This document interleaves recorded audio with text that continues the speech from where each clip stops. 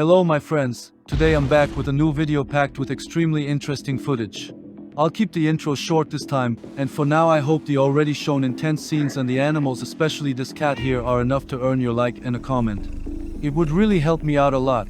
The full 47-minute version of this video is available on my Telegram channel, the link is in the description. That tanks have become real FPV magnets is by now well established. It is therefore hardly surprising that this Ukrainian T-series tank is attacked by two Russian FPV drones during a close-range direct-fire mission. While the first drone misses its target, the second Russian FPV strikes the turret but, remarkably, appears not to impair the vehicle, as the tank continues its fire mission for some time afterward. A slow motion of the attack shows the drone on its approach before it impacts the turret. While this is not the first time such an incident has been captured on camera, it is still always interesting to observe how tanks deal with FPV drones. Of course, it can also be handled in a very straightforward way, as in this case, where a Leopard tank simply drives over an idle FPV drone lying in ambush mode, triggering it to detonate. While I would still consider FPV drones to be highly successful overall when employed at scale, their effectiveness is often overestimated due to significant survivorship and selection bias. This bias stems from the large volume of footage showing successful strikes, while failed attempts rarely receive the same attention. In reality, it is generally estimated that only around 10 to 30% of FPV drone attacks are successful. This helmet cam footage shows Ukrainian Special Forces stopping their buggy en route to a combat mission to destroy a Russian FPV drone lying in an idle ambush position using their rifles. They successfully neutralize the drone and then continue their mission. A short disclaimer, this video will feature a lot of Special Forces combat footage, including segments with visible enemy forces, but first, something else. Today's video is sponsored by Edge. Back in November, they invited me to visit the Dubai Air Show, where I could witness awesome fighter jets such as the Su-57 and the F-35 in action. I also had the chance to inspect and touch new drone technology developed by the Edge Group, such as the Janaya unmanned combat aerial vehicle, as well as the Omen, which is the product of a collaboration between Edge and the US defense company Anduril. Thanks to them, I even got to feel like a fighter jet pilot for about 30 seconds by taking a seat in an F-35 that was on display at the exhibition. I also got to meet and pet my all-time favorite aircraft, the A-10 Warthog. So overall, it was a really fun and awesome experience. Edge is an advanced technology company in the defense sector with a strong focus on autonomous and unmanned systems, as well as artificial intelligence, and at their pavilion, that was hard to miss. During the show alone, Edge unveiled 42 new systems, on top to its already extensive portfolio of drones, electronic warfare systems, and precision munitions. Edge was founded in 2019 as part of a strategic initiative to consolidate the UAE's defense and security industry under a single, innovation-driven umbrella. Since its establishment, Edge has grown rapidly into one of the fastest expanding defense groups globally, integrating dozens of subsidiaries and capabilities across all relevant domains. And before you ask, yes, I am generally open to collaborations with defense contractors, as my channel is, in many ways, a natural fit for such partnerships. Edge Group, for example, has been developing solutions for the realities of the modern battlefield since 2019, and these are realities that we constantly see reflected here on this channel.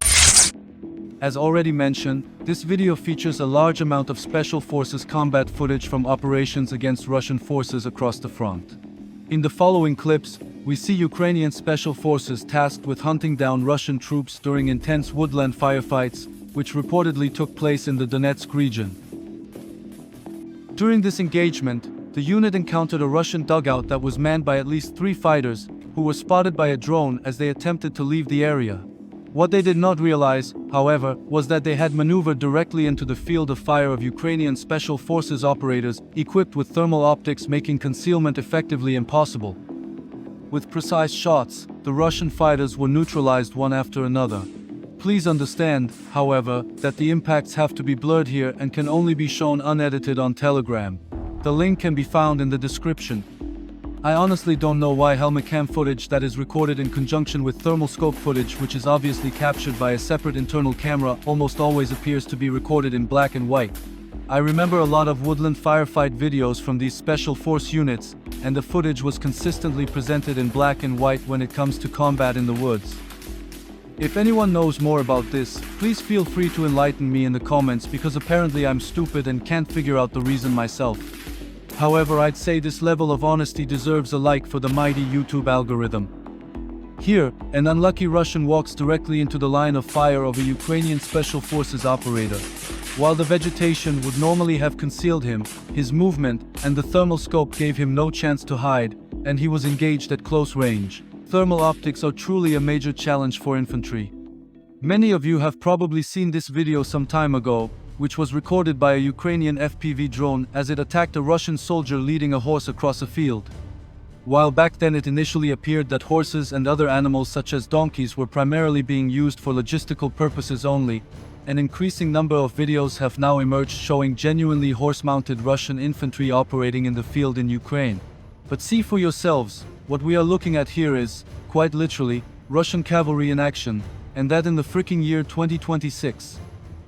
On several occasions, Russian forces have even attempted to cross active kill zones on horseback, only to be struck by Ukrainian FPV drones in the process, as seen here. I doubt many of us had the return of the warhorse on our 2026 bucket list, but here we are. I mean, it really is insane to witness such a striking collision of eras that are separated by more than just a few centuries. Because what you see on screen right now are ancient methods of warfare meeting the brutal realities of modern drone combat head-on. And don't get me wrong, back then, when the first images of donkeys and horses emerged, I already said that using pack animals can absolutely make sense for several reasons. They can move through terrain vehicles can't reach, don't require fuel, have a much smaller logistical and thermal footprint, and remain usable when roads or supply lines are disrupted. During the early phases of the war in Afghanistan, even US forces used horses for transport in certain situations. That being said, exposing these animals to a modern, high-intensity battlefield like this genuinely breaks my heart and simply feels wrong. Truly a terrible crime to desecrate the proud, honorable warhorse in such a manner. So maybe it's better to fall back on the good old tried and tested special forces on motorcycles tactics instead, or what do you think?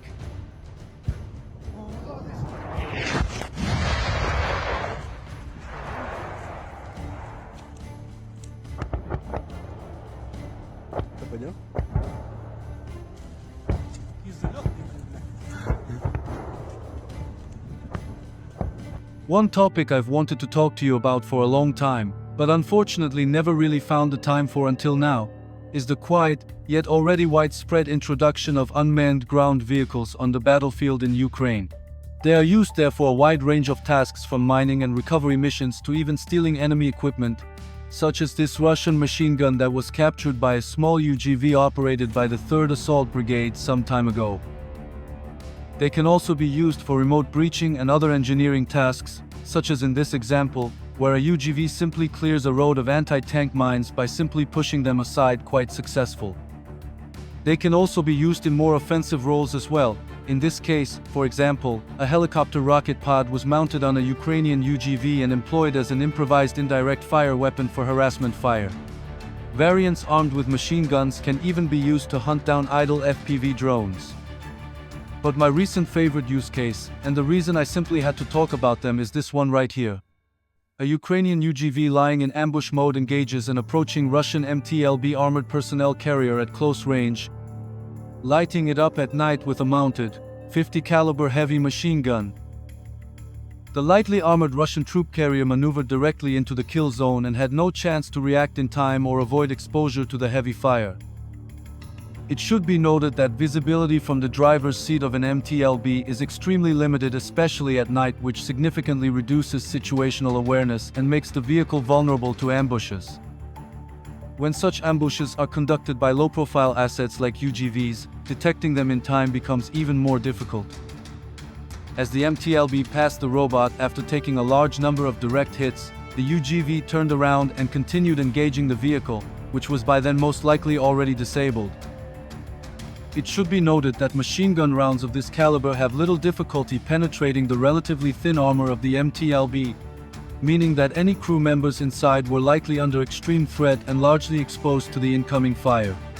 How this looks in daylight and in high definition when these heavy machine gun round strike armor is showcased here in a relatively raw form, helping to underscore the force and power behind the impact.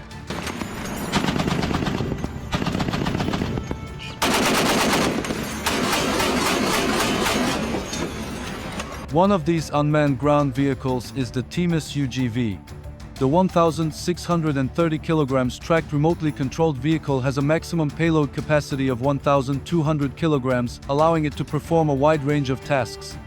It also has a wide range of use cases, including intelligence, surveillance, and reconnaissance, ISR, route clearance, loitering munitions launch, direct fire support, casualty evacuation, and many more depending on the needs of the specific mission.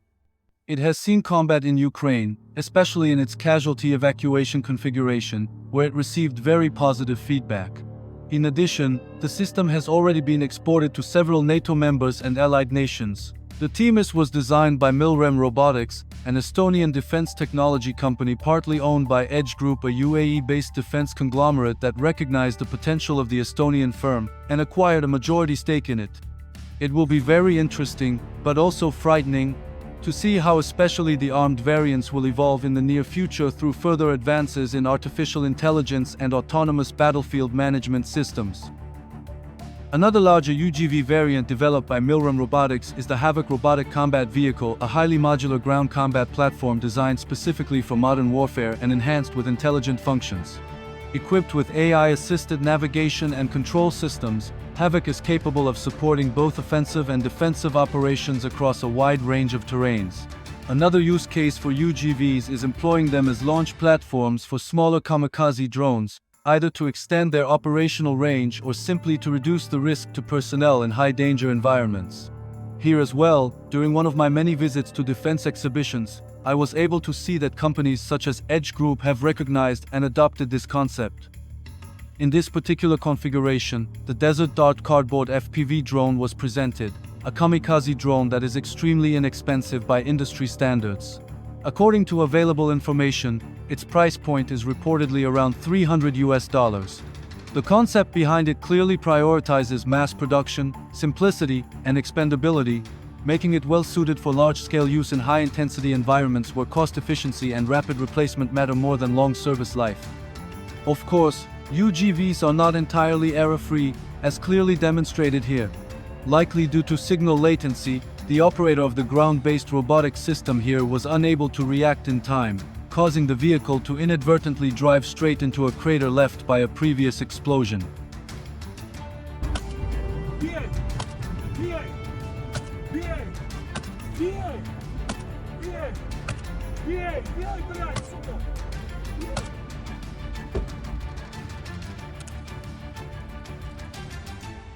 Overall, when looking at the footage released at the end of 2025 and during the first month of 2026, the impression remains that, for the time being, combat operations along the front are still primarily conducted through infantry-on-infantry engagements. These typically involve Russian infiltration groups hiding in basements, buildings, and forested areas, and Ukrainian Special Forces who are being deployed to clear these positions once they are detected. Of course, it must be said that this war consists of far more than just a tactical level, and from experience I can say that visual footage alone cannot always be considered representative or sufficiently meaningful to draw definitive conclusions for a comprehensive situational assessment, as wars, as already stated, are shaped by far more factors than the mere sum of their engagements. Nevertheless, it should be noted that, with only a few exceptions, we have seen almost no attacks involving larger mechanized or motorized formations for months. Additionally, over the past months, a notably large number of videos showing Ukrainian Special Forces conducting clearing operations have been released, mostly in urban or forested terrain. The majority of this footage has been attributed to the Donetsk region, which currently represents Russia's primary operational focus, even as Russian forces are also increasing their attempts to gain additional ground in the north around Kupiansk and in the south along the Zaporizhzhia front. While Russian efforts around Kupiansk appear to have largely failed, the situation in Zaporizhzhia can be described as tense and difficult. Across all three of these front sectors, mainly special forces were used in order to bring the situation under control. That special forces are particularly well suited to this type of combat due to their training, autonomy, and capabilities in hunter-killer operations and infiltration missions is something I already explained in my previous video. At the same time, their increased use and the more frequent publication of mission footage by the Ukrainian military leadership also signal that the situation is being taken seriously and that efforts are being made to surgically remove infiltrators. This, in turn, aims to relieve regular units and especially FPV drone teams, whose effectiveness could otherwise be significantly disrupted by the presence of Russian DRG groups in their vicinity. From the Zaporizhzhia front, an intense video was released showing Ukrainian fighters conducting an explosive raid to demolish a Russian-held multi-story building using mines and explosives. Ukrainian operators provided covering fire to suppress Russian forces and secure the advance of the demolition teams. Under this cover, the teams moved in quickly, entered the building, placed their charges, and completed the task before withdrawing. That large, solid structures such as multi-story buildings occupied by enemy forces are often best dealt with by leveling them outright has already been explained many times on this channel. In short, it saves soldiers valuable time and is generally considered safer than painstakingly clearing every room in close combat using small arms and grenades. Of course, it is still dangerous to enter a building to place explosives, but it is far less dangerous than remaining in such an area for an extended period of time. I have already mentioned that the number of mechanized assaults in recent months has been relatively low. However, as the following footage will show, this does not mean that there were no such pushes at all. There were indeed a few, some of which produced footage worth sharing. So, let's take a closer look at them and examine a bit. In general, most of these mechanized assaults appear to have taken place along the southern front and in the Donetsk region. Notably, on the Russian side we once again see the heavily up-armored so-called hedgehog tanks making an appearance. As can be clearly observed in the following footage, these vehicles are still capable of absorbing a considerable number of FPV drone strikes before eventually being disabled. Essentially, these hedgehog tanks can be described as turtle tanks on steroids. They feature extensive improvised armor packages often consisting of cages, slat armor, plates, and layered add-ons designed primarily to defeat or prematurely detonate FPV drones and top attack munitions. While this approach significantly increases survivability against drones, it comes at the cost of reduced mobility, severely limited situational awareness, and a generally degraded combat performance. In practice, these vehicles function less as traditional tanks and more as armored battering rams, intended to push through kill zones under heavy drone threat rather than fight dynamically on the battlefield. However, in terms of sheer protection, it really is incredible to watch these vehicles withstand drone strike after drone strike. Just look at the footage with all the explosions and showers of sparks, it's absolutely insane. I honestly don't even want to imagine what this looks like live, in person. The concept clearly appears to be holding up and proving its value. Even lighter vehicles such as MRAPs and on the Ukrainian side, Humvees are already making use of similar add-on protection, as can be seen here. By now, however, the Ukrainians have also applied this concept to their tanks. In this video, the roles are effectively reversed. We see Russian FPV drones attempting to stop a Ukrainian mechanized assault carried out by heavily armored, hedgehog-style tanks. This once again highlights how quickly effective battlefield adaptations are copied by both sides once they demonstrate real survivability under combat conditions. The Ukrainian variants appear to be less heavily sealed off with metal plates, but the characteristic spikes are clearly visible. These are intended to degrade the effectiveness of FPV drones, especially fiber-optic guided ones, by disrupting their approach and, in some cases, potentially causing their guidance cables to snag or become entangled. This not only interferes with control and detonation, but can also force premature failure of the drone before it reaches critical components of the vehicle. The Ukrainians began adapting this approach already last year, shortly after the Russians introduced this type of vehicle. Back then, a video surfaced online showing Ukrainian M113 APCs employing similar measures. However, while these modified vehicles are definitely harder to defeat than standard ones, they can still be disabled and eventually destroyed either by mines or simply by increasing the volume of drones sent against them. And once a mobility kill is scored on one of these vehicles, they effectively turn into large, static targets hard to crack, but still destroyable with enough effort. This is exactly how this Ukrainian assault ultimately failed.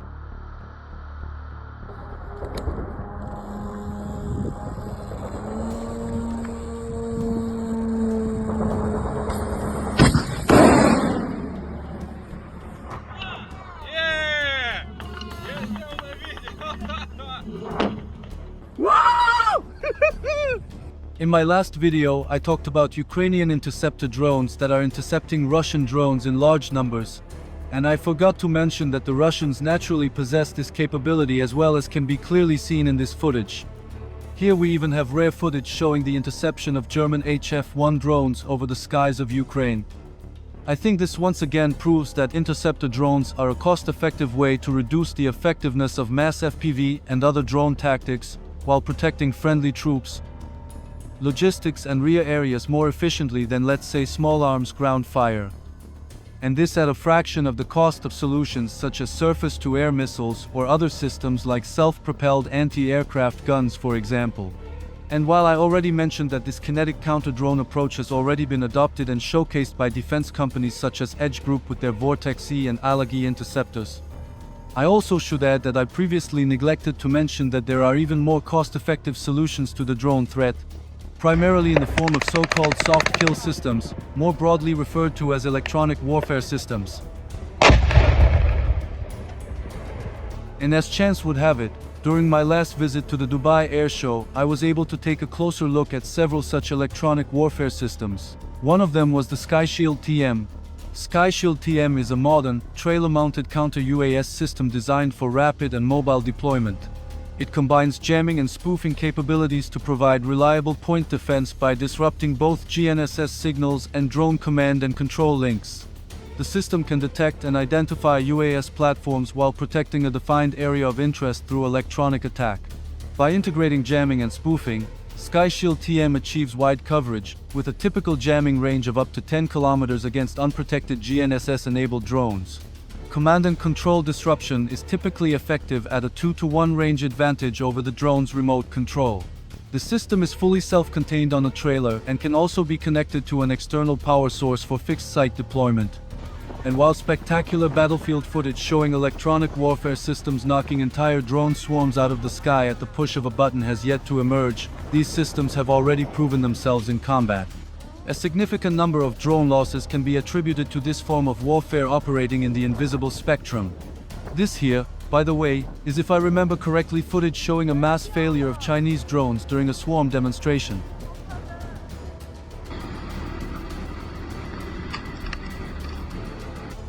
Here, a group of Ukrainian soldiers manages to shoot down an attacking Russian FPV drone using small arms fire, causing the drone to crash to the ground and allowing the men to continue their movement. Also visible are destroyed anti-drone nets, which had originally been deployed to temporarily create safer corridors against kamikaze drones. Russia is increasingly using so-called thermite drones to deliberately burn down these nets, opening gaps for regular FPV strike drones to pass through. This approach appears to be quite effective, as it is reported that a single thermite drone can burn through up to around 2 kilometers of netting with one payload. This is archival drone footage capturing the moment a Ukrainian MRAP delivering ammunition and supplies to frontline positions was directly hit by a Russian FPV drone in urban terrain. The vehicle continued moving for a short distance before coming to a stop, after which the crew disembarked and moved away from the vehicle to take cover from potential follow-on strikes.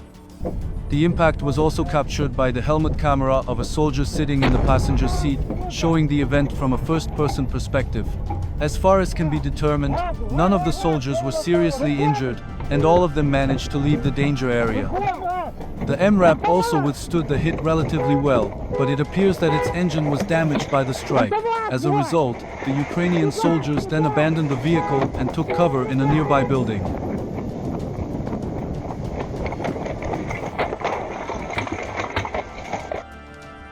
This Ukrainian MRAP was fleeing Russian drones so frantically that the driver lost control and crashed the vehicle on the embankment of a small lake. By a hair's breadth, the vehicle nearly ended up completely in the water, and only a few centimeters made the difference. Had it slid just a little further, the outcome could have been far more serious, potentially trapping the crew and turning an already dangerous situation into a life-threatening one. Как вам такой Илон Маск? Ну давай, обгоняй его. Сейчас потихоньку.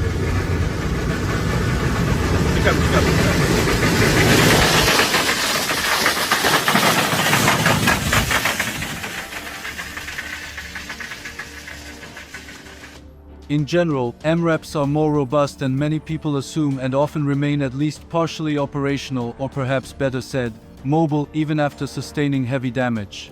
Of course, they are not perfectly suited for this kind of high-intensity combat, but compared to heavily armored vehicles they offer clear advantages. They are faster, more mobile, and significantly easier and quicker to produce than traditional armored platforms. I think this video serves as a good example of MRAP robustness. Here, we see a damaged MRAP that has lost its right rear wheel yet continues to drive for several kilometers, throwing sparks as it moves. During the drive, a Ukrainian soldier appears to either fall from or jump out of the vehicle, however this is footage that I can only show on Telegram. The Hafid Mk2 is one of the MRAPs I've had the opportunity to see live multiple times over the years, during my many visits to defense exhibitions. The Hafid Mk2 is a 6x6 ballistic and blast-protected multi-role vehicle designed to carry a crew of up to 10. It features a V-hull unitary structure that provides effective protection against mine blasts and more. It has a cruising range of 700 km at 80 km per hour and an engine torque of 1,100 Nm, offering exceptional off-road performance and a high volume of protected space under armor. I need to issue a correction. In my last video, I shared footage of a drone attack on a port and mistakenly labeled the location as Odessa. This was incorrect. The footage actually shows an attack on the Russian port of Novorossiysk. I'm not sure how this happened, but it was most likely due to a mislabeling of the clip during the archiving process. I did disclose this in a comment as soon as I noticed the mistake, but I want to address it once again officially here, in front of everyone. It was not intentional, sorry about that. The video therefore shows a Ukrainian drone attack on a Russian port. It has also happened repeatedly during such Ukrainian drone attacks that Russian surface-to-air missiles have gone astray or malfunctioned and crashed into residential buildings. This can be caused by interference from electronic warfare systems or occur due to other technical failures. Since multiple videos of such incidents have already been published, this appears to be a more widespread issue. I personally suspect electronic warfare interference, but what do you think? Let me know in the comments. These types of failures also occur along the front line, as shown here. A Russian air defense system appears to have attempted to engage a Ukrainian AI-assisted drone but was disrupted, resulting in the missiles missing their target by more than just a small margin. All of this was filmed directly by the drone that was most likely the intended target of the launch. We can see the missiles losing altitude shortly after launch and crashing into a tree line. Moments later, the drone prepares for its attack, tracks the Russian air defense system, and ultimately strikes it. The drone's video feed, as mentioned, suggests the use of AI. The exact extent of the damage caused by the hit is unknown.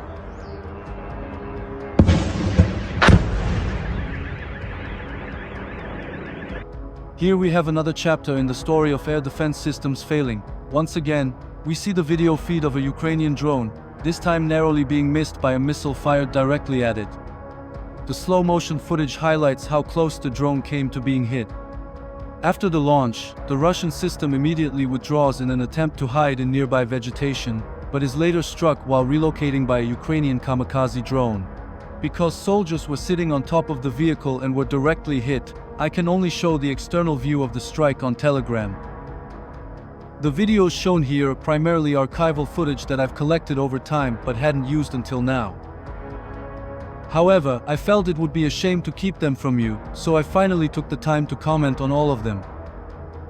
Air defense systems are generally considered high-value targets, and their loss is almost always painful, as it directly degrades a force's ability to protect its troops, infrastructure, and rear areas from aerial threats. That's why all sides take great care of air defense systems and attempt to relocate them to safer positions after each engagement. Drones, however, have become highly effective at disrupting this cycle by tracking movements, coordinating precision fires in real time, or directly attacking the systems themselves, frequently producing the striking footage shown here. Or here, where a Russian Buk air defense system erupts in a massive explosion after taking a direct hit, resulting in a huge fireball. Air defense systems are designed to deny the enemy control of the air, but in modern warfare they are increasingly forced into a reactive role themselves. The moment a system activates its radar, launches a missile, or begins to relocate, it generates signatures that can be detected and exploited. Drones and other ISR assets are then able to observe these brief windows of exposure, track the system in real time and strike. Interesting video footage shows members of the Ukrainian 3rd Assault Brigade conducting a nighttime ambush on a Russian BMP-2 on the eastern front. From a distance of roughly 300 meters, the soldiers engaged the vehicle using an anti-material rifle. With it they were firing 50 BMG high-explosive incendiary armor-piercing ammunition. From the footage, it appears that 3 direct hits were scored, but the outcome, or more precisely, a proper battle damage assessment, is missing. The vehicle continues driving afterward. Do you think the rounds managed to penetrate the BMP? Let me know your thoughts in the comments.